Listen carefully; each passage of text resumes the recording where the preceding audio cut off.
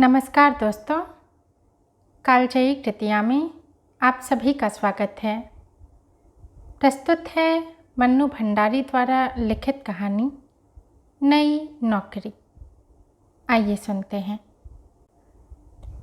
Tie की not ठीक करते हुए कुंदन आदेश देता जा रहा था।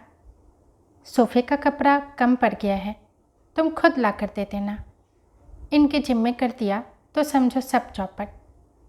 दरवाजे खिड़कियों का वार्निश आज ज़रूर पूरा हो जाना चाहिए। और देखो, प्लम्बर आएगा तो जहाँ जहाँ के नल और पाइप खराब हों सब ठीक करवा लेना। रमा पीछे खड़ी सामने के आईने में पड़ते कुंदन के प्रतिबिंब को देख रही थी। उसे लग रहा था नई नौकरी के साथ कुंदन की सारी पर्सनालिटी ही नहीं, बात करने का लहजा तक बदल गया है। कितना आत्मविश्वास आ गया है सारे व्यक्तित्व में, रौब जैसे टपका पड़ता है। होठों के कोनों में चुरुट दबाए जाने से पहले इसने सारे घर का एक चक्कर लगाया। यह भी रोज का एक काम हो गया था। पीछे के बरामदे में दर्जी सोफे के कवर्स सिलाई कर रहा था। कुछ दूर खड़ा मिस्त्री छोटे छोटे टीनों में वार्निश तैयार करते लड़के को कुछ आदेश दे रहा था। कुंदन को देखकर उसने सलाम ठोका। अब्दुल मियाँ, काम आज पूरा हो जाना चाहिए। तुम्हारा काम बहुत स्लो चल रहा है। काम भी तो देखिए सरकार, समय चाहे 2 दिन का ज़्यादा लग जाए पर आपको शिकायत का मौका नहीं दूंगा। मैं साहब काम की क्वालिटी पर। अच्छा, कुंदन लौट आया।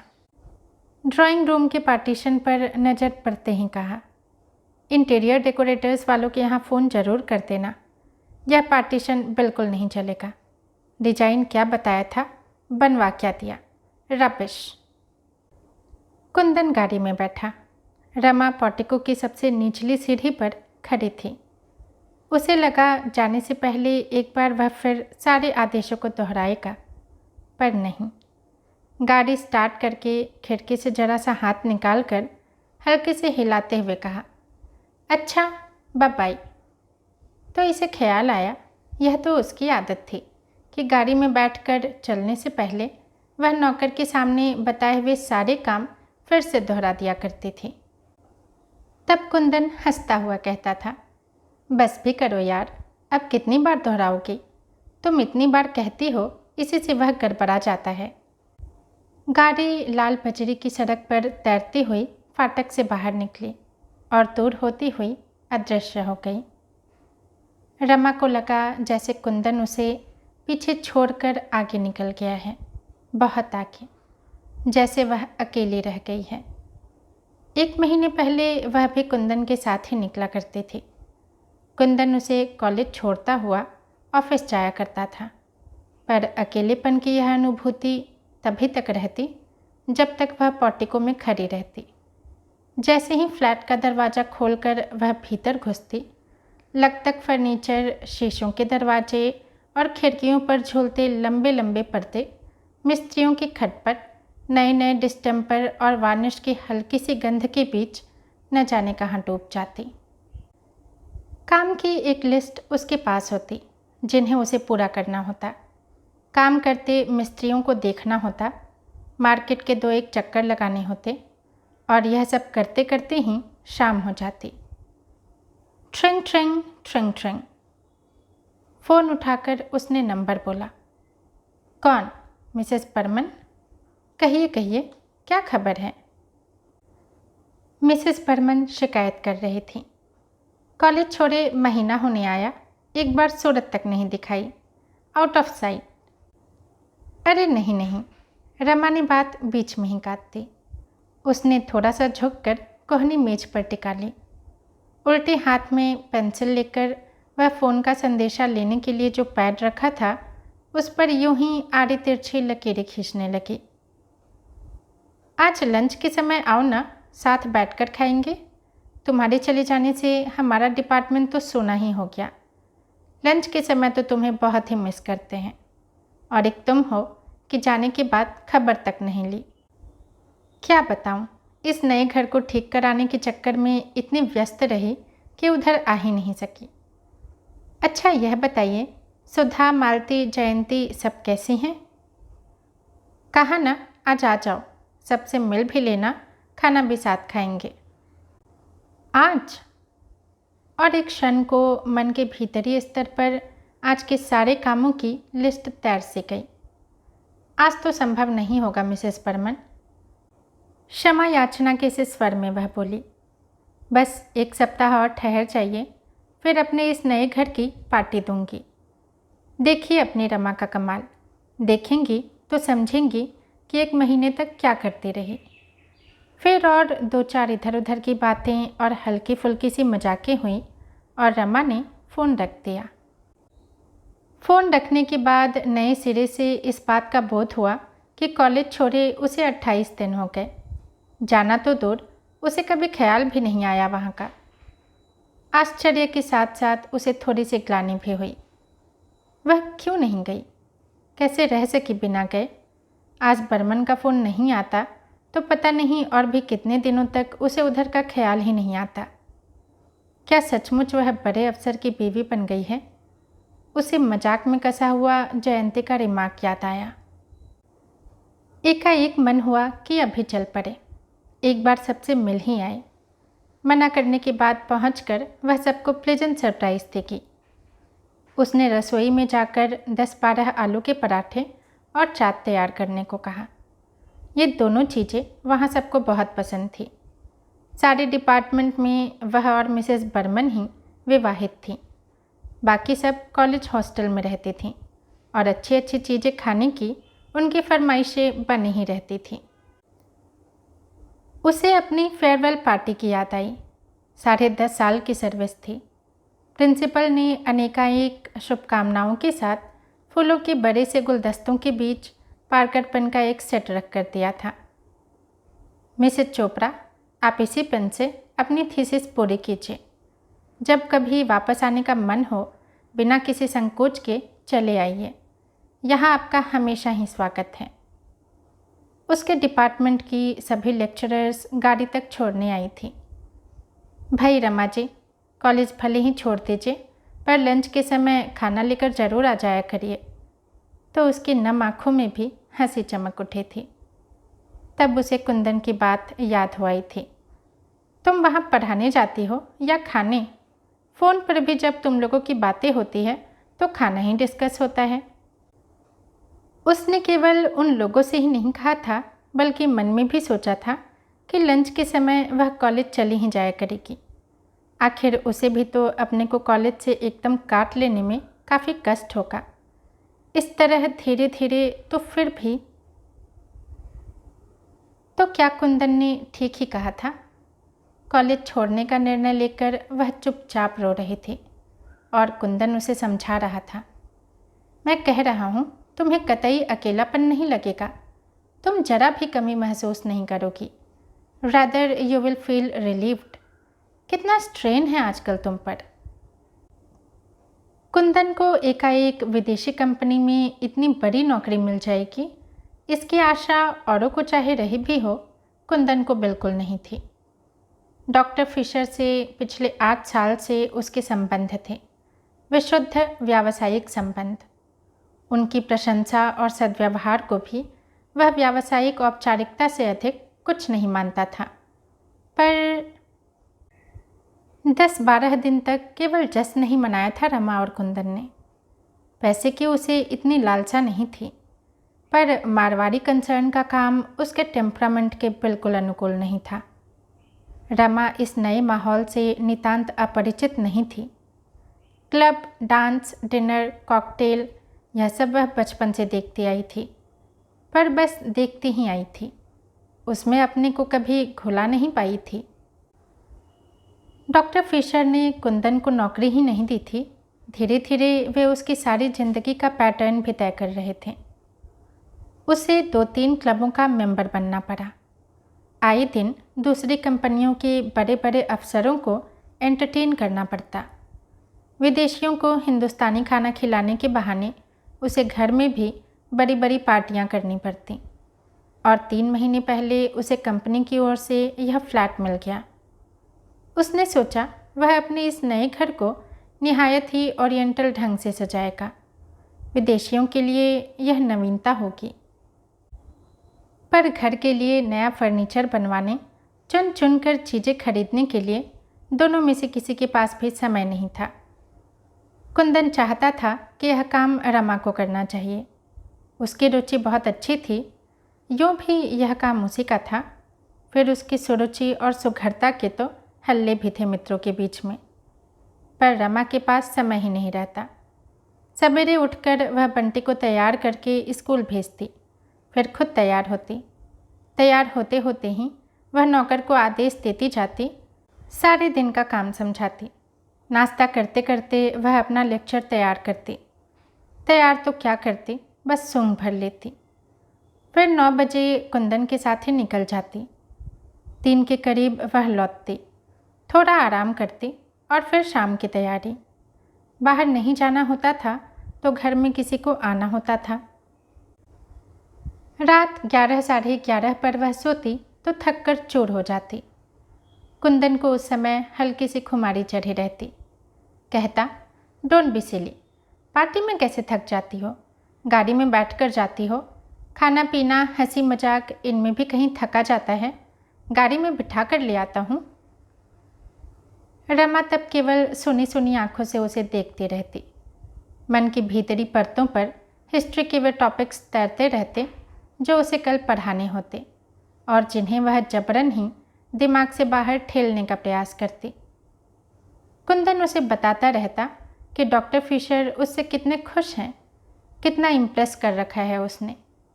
एकाएक ही उसे अपना भविष्य बहुत उज्जवल दिखाई देने लगा है। पता नहीं थकान के कारण या किसी और वजह से वह उतना उत्साह नहीं दिखा पाती तो कुंदन बिगड़ पड़ता। क्या बात है, देखता हूँ तुम्हें कोई दिलचस्पी ही नहीं है मेरे राइज में। You seem to be. क्या बेकार की बातें करते हो, मुझे नींद आ रही है। कभी कुंदन फ़ोन पर कह देता कि ठीक 7 बजे तैयार होकर रहना, और आकर देखता कि वह तैयार हो रही है तो बिगड़ पड़ता। रमा, तुम्हें टाइम की सेंस कब आएगी? कभी घर पर खाना होता और कोई कसर रह जाती तो रात में बड़े संभल कर कहता, मैं यह नहीं कहता कि तुम खाना बनाओ, 3 नौकर तुम्हारे पास हैं, पर ज़रा सा देख भर लिया करो। ऐसे मौक़ों पर रमा कुछ नहीं कहती। उस दिन कॉलेज में रमा को एक पेपर पढ़ना था। उसने खुद ही ऑफ़र किया था। सोचा था इसी बहाने एक टॉपिक तैयार हो जाएगा, पर बिल्कुल भी तैयार नहीं कर पाई। रात में लेटी तो रोना आ गया। मुझसे यह सब निपटा नहीं। लौटकर बिना कपड़े बदले ही कटे पेड़ की तरह पलंग पर गिरकर उसने कहा, क्या नहीं निपटा? यह रवैया मेरे बस का नहीं है। कितना गिल्टी फील कर रही हूँ। बिना तैयारी किए पढ़ाना, लगता है जैसे लड़कियों को चीट कर रही हूँ। 2 घंटे का समय भी तो मुझे अपने लिए नहीं मिलता। कुंदन सोच रहा था कि रात में रमा के साथ वह एक एक कमरे को अरेंज करने की योजना बनाएगा। कलर स्कीम के लिए उसने जेंसन निकलसन वालों से बात की थी। रमा की बात सुनी तो चुप रह गया। बंटी की रिपोर्ट देखी, हमेशा फर्स्ट आया करता था, इस बार 7th आया है। बगल में लेटकर रमा को अपनी ओर खींचते हुए कुंदन ने बहुत प्यार भरे लहजे में कहा, तो तुम उसे पढ़ाया करो। कब पढ़ाया करूं, तुम ही बताओ। शाम को 5 से 7 बजे का जो समय मिलता है उसमें वह खेलने जाता है। तो तुम ही बताओ, मैं क्या करूं? बालों में हाथ फेरते हुए कुंदन ने बहुत ही मुलायम स्वर में पूछा। कल मुझे पेपर पढ़ना है। 15 दिन पहले टॉपिक मिला था, एक लाइन भी नहीं लिखी है। अब कोई झूठा बहाना ही तो बनाना पड़ेगा। कुंदन की उंगलियां बालों पर से उतरकर गालों पर फिसलने लगी। 10 साल पूरे हुए। 6-8 महीने में अपनी थीसिस सबमिट कर देती तो मेरा सिलेक्शन ग्रेड में आना निश्चित ही था, पर ऐसी हालत रही तो। अब रमा रो पड़ी। दूर कहीं कुंदन के कानों में डॉक्टर फिशर के शब्द गूंज रहे थे। जनवरी में जर्मनी से डायरेक्टर आने वाले हैं। हमें यहाँ का सारा काम दिखाना होगा। एक नया प्लांट बिठाने की भी योजना है। उसके लिए कुछ रिस्पॉन्सिबल लोगों की ज़रूरत होगी। Some smart young man. Business में सोशल कॉन्टैक्ट्स पे करते हैं। You will have to be very social. Kundan को इन बातों में हमेशा अपने लिए कुछ संकेत, कुछ आश्वासन मिलते। Luckily your wife. तुम मुझे छोड़ जाया करो। कोई ज़रूरी है कि मैं हर दिन तुम्हारे साथ ही जाया करूं? कुंदन कुछ देर उसे यूं ही सहलाता रहा, फिर एकाएक उसे बाहों में भरता सा बोला, तुम्हें छोड़कर आज तक मैं कहीं गया हूँ, जा सकता हूँ? ऑफिस के अलावा हमेशा हम साथ जाते हैं। तुम तो जानती हो कि तुम्हारे बिना मुझे कुछ भी अच्छा नहीं लगता। रमा खुद इस बात को जानती है। उनका विवाहित जीवन दोस्तों के बीच ईर्ष्या और प्रशंसा का विषय रहा है। समझ नहीं पाई क्या कहे। वह जब तक सो नहीं गई, कुंदन उसे प्यार से थपथपाता रहा था। मीम साहब, पराठे अभी बनेंगे? ऐं? चौंकते हुए रमा ने पूछा। फिर बोली, नहीं नहीं, 12:30 बजे बनाना है। 1 बजे हम कॉलेज जाएंगे आज। इतने में एक चक्कर बाजार का लगा आऊं और सोफे का कपड़ा लाकर दे दूं। उसने एक बार भीतर जाकर मिस्त्रियों को याद दिला दिया कि आज पॉलिश हर हालत में ख़त्म कर देनी है। फिर अपनी डायरी देखी, बाजार से और क्या क्या सामान लाना है। कपड़े बदलने अंदर गई तो देखा नौकर ने रैक से सारी किताबें निकाल कर रखी थीं और पोंछ कर जमा रहा था। इनमें से एक किताब भी उसने नहीं पढ़ी है। कुछ पर तो अभी तक अपना नाम भी नहीं लिखा है। कुंदन ने भी जोश में आकर एक दिन में इतनी ढेर सी किताबें खरीदकर सामने रख दी थीं। बात शुरू दूसरे स्तर पर हुई थी।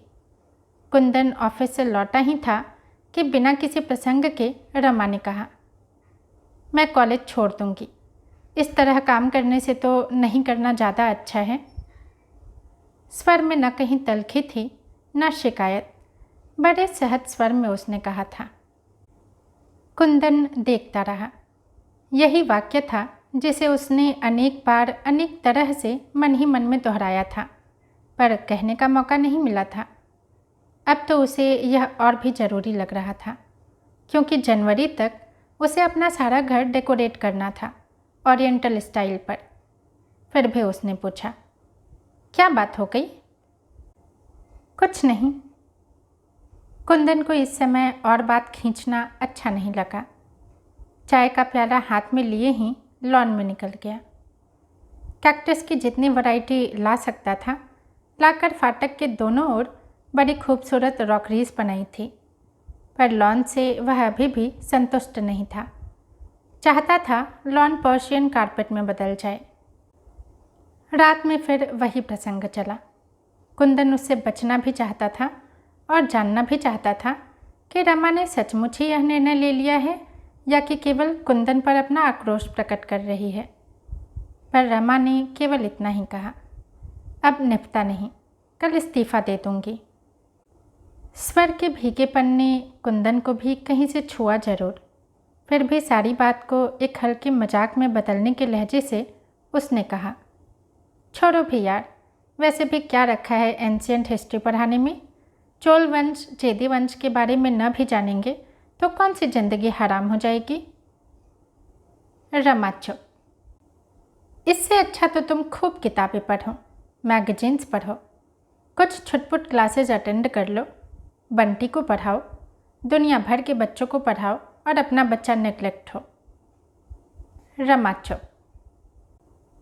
कुंदन उस चुप्पी पर खींच आया, फिर भी अपने स्वर को भरसक संयत बनाकर बोला, तुम्हें शायद लग रहा है कि मेरी वजह से, इस नई नौकरी की वजह से तुम्हें अपना काम छोड़ना पड़ रहा है, पर यह तो सोचो मुझे ही इस नौकरी में क्या दिलचस्पी है। तुम्हारे लिए, बंटी के लिए। मैंने तो ऐसा नहीं कहा। मैं तो यही सोच रही थी कि आखिर मेरे मन के संतोष के लिए क्या होगा। मेरा संतोष तुम्हारा संतोष नहीं है, मेरी तरक्की तुम्हारी तरक्की नहीं है। है क्यों नहीं? मेरा यह मतलब नहीं था। 10 साल से काम कर रही थी, छोड़ दूंगी तो मेरा मन कैसे लगेगा। मैं तो सोचता हूँ तुम्हें यह सब सोचने का समय ही नहीं मिलेगा। और शाम को उसने 3 बंडल किताबें लाकर सामने रख दी थी। और सचमुच उसके बाद उसे यह सब सोचने का समय ही कब मिला। आज भी मिसेस बर्मन के टेलीफोन ने ही उसे कॉलेज की याद दिलाई, वरना सारे दिन गाड़ी में घूम घूम कर उसने घर का सामान खरीदा है। पर्दों के लिए उसने लूम वालों से यह तय किया कि 40 गज कपड़ा बनाकर वह उस डिजाइन को नष्ट कर देंगे, जिससे वैसे पर्दे और कहीं देखने को भी न मिले। डिजाइन भी उसने खुद पसंद करके बनवाया था। राजस्थान की किसी रियासत का बहुत सा सामान नीलाम हुआ था। कितने दिनों तक वह वहाँ जा कर बैठी थी। पुरानी पेंटिंग्स, झाड़ फानुस और भी सजावट की छोटी मोटी चीज़ें उसने खरीदी थीं। आज दरवाज़ों का पॉलिश समाप्त हो जाएगा तो सारा सामान जमाना है। डायरेक्टर मुंबई आ गए हैं, अगले सप्ताह तक यहाँ आ जाएंगे। तब तक वह सब जमा लेगी।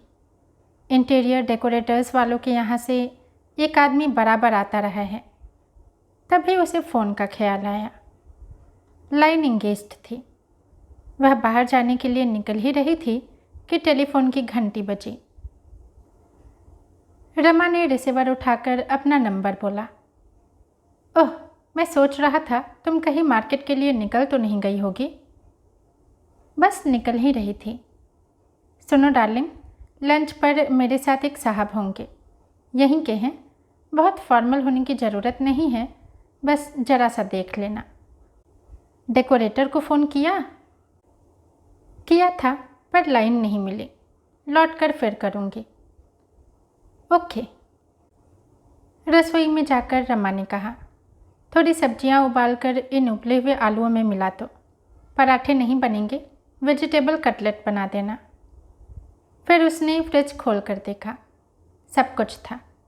जब वह कॉलेज जाती थी तो कुंदन का लंच ऑफिस जाता था, पर आजकल वह लंच के लिए घर ही आता है।